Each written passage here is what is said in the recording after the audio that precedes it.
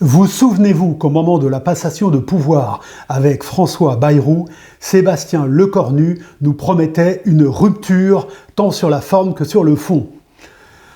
Eh ben, on a beau regarder la rupture, on la voit pas arriver.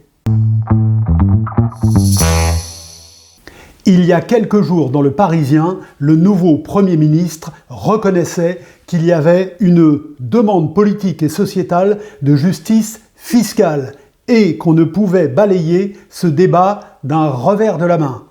Pour autant, il refuse le retour de l'ISF, l'impôt sur la fortune, et il écarte la taxe Zuckman, contestant qu'elle soit la seule bonne réponse. Une taxe plébiscitée par 86% des Français, autant de droite que de gauche, qui ne trouvent pas normal que les milliardaires ne paient pas, ou presque pas, d'impôt sur le revenu. Savez-vous que si tous les milliardaires français partaient s'installer aux îles Caïmans, la perte de recettes fiscales pour le trésor public serait de l'ordre de seulement 0,03%. Alors, dans cette interview, Sébastien Lecornu annonce également que dans le budget 2026, certains impôts augmenteront, certains diminueront. Lesquels, comment, combien?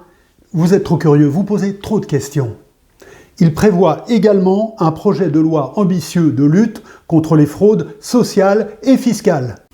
Vous avez remarqué, il cite la fraude sociale avant la fraude fiscale. La fraude sociale évaluée dans notre pays autour de 10 milliards d'euros. La fraude fiscale, c'est 10 fois plus. Et ce n'est pas la première fois que dans les gouvernements d'Emmanuel Macron, on nous annonce un grand plan de bataille pour lutter contre la fraude fiscale. Seulement voilà, les mesures concrètes tardent à venir. Bref, avec Sébastien Lecornu, c'est comment? C'est comme ça. C'est flou. Et comme disait la grande Pythie de Lille, Martine Aubry, quand c'est flou, c'est qu'il y a un loup.